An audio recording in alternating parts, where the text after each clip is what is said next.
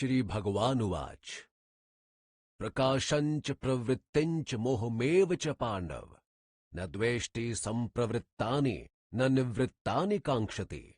उदासीनवादासीनो गुणैर्यो न विचाल्यते, गुणा वर्तन्त इत्येव योऽवतिष्ठति नेङ्गते।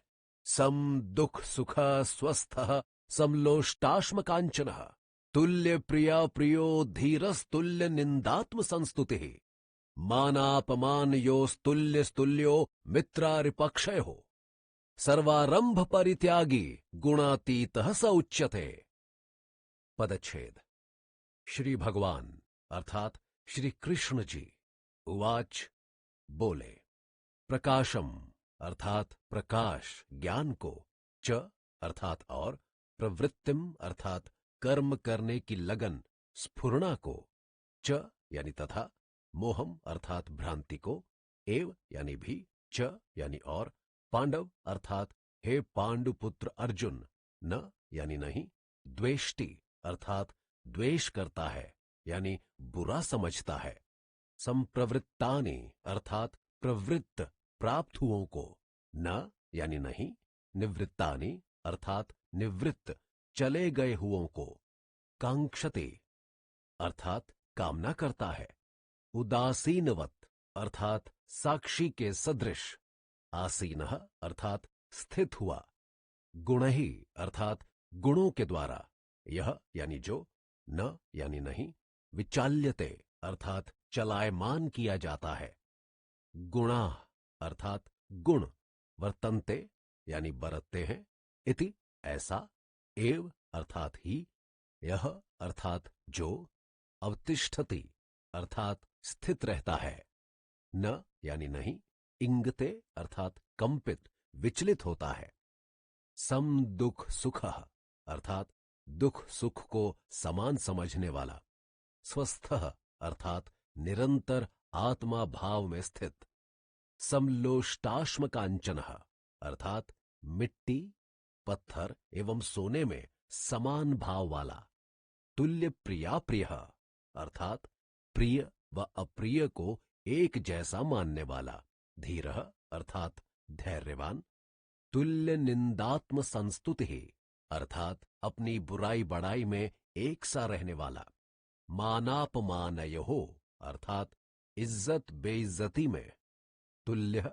अर्थात यकसां, तुल्य अर्थात समान, मित्रारिपक्षयोः अर्थात मित्र तथा शत्रु के पक्षों में, सर्वारंभ परित्यागी अर्थात समस्त क्रियाओं में कर्तापन के अभिमान से रहित, गुणातीतः अर्थात गुणों से परे अप्रभावित, सह अर्थात वह, उच्यते यानी कहा जाता है, कहलाता है। अनुवाद। श्री कृष्ण भगवान बोले, हे अर्जुन, जो मनुष्य सत्व गुण के कार्य रूप प्रकाश ज्ञान को और रजोगुण के कार्य रूप प्रवृत्ति अर्थात कर्म करने की स्फुरणा को तथा तमोगुण की कार्य रूप भ्रांति को भी ना तो प्रवृत्त होने पर यानी उनके प्राप्त होने पर बुरा समझता है और न निवृत्त होने पर अर्थात उनका अभाव हो जाने पर उनकी कामना करता है, जो साक्षी के सदृश स्थित हुआ, गुणों के द्वारा चलायमान नहीं किया जा सकता और गुण ही गुणों में बरतते हैं ऐसा समझता है, जो परमात्माओं में एक ही भाव से स्थित रहता है एवं उस स्थिति से कभी कंपित विचलित नहीं होता है, जो निरंतर आत्मभाव में स्थित हुआ, दुख सुख को समान समझने वाला, मिट्टी पत्थर सोने में समान भाव वाला, प्रिय व अप्रिय को एक जैसा मानने वाला, धैर्यवान तथा अपनी बुराई बड़ाई में एक सा रहने वाला है और जो मान अपमान में एक सा है, मित्र शत्रु पक्षों के प्रति समान है तथा समस्त क्रियाओं में कर्तापन के अभिमान से रहित है, वह मनुष्य गुणातीत गुणों से परे व अप्रभावित कहा जाता है। मां च यो व्यभिचारेण भक्ति योगेन सेवते सगुणान् समतीत्यैतान् ब्रह्म भूयाय कल्पते। पदच्छेद।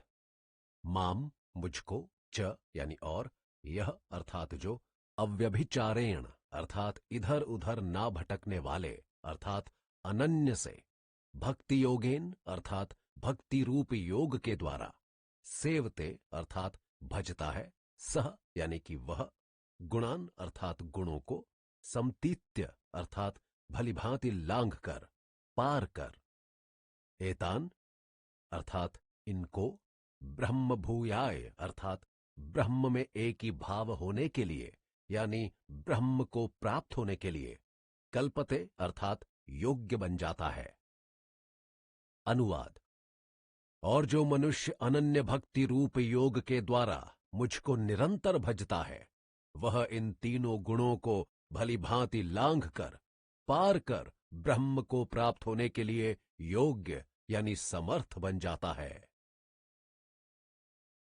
ब्रह्मणो हि प्रतिष्ठाहं मृत्स्याव्ययस्य च, शाश्वतस्य च धर्मस्य सुखस्यैकांतिकस्य च। ब्रह्मणः अर्थात पर ब्रह्म का, ही अर्थात क्योंकि, प्रतिष्ठा अर्थात आश्रय, अहम यानी मैं, अमृतस्य अर्थात अमृत का, अव्ययस्य अर्थात अविनाशी का, च यानी और, शाश्वतस्य अर्थात नित्य का, च यानी तथा, धर्मस्य अर्थात धर्म का, सुखस्य अर्थात आनंद का, एकांतिकस्य अर्थात अखंड एक रस का, च यानी और। अनुवाद। क्योंकि उस अविनाशी पर ब्रह्म का और अमृत का तथा नित्य धर्म का एवं अखंड एक रस आनंद का आश्रय मैं ही हूं, अर्थात उपरोक्त ब्रह्म, अमृत, अव्यय, शाश्वत धर्म तथा एकांतिक सुख, ये सब मेरे ही नाम हैं, अतः इनका परम आश्रय मैं ही हूं। ओम तत्सदिति श्रीमद्भगवद्गीता सूपनिषत्सु ब्रह्म विद्यायां योगशास्त्रे श्री कृष्णार्जुन संवादे गुणत्रय विभाग योगो नाम चतुर्दशो अध्याय। ओम। नित्य स्वरूप उस परमात्मा को नमस्कार।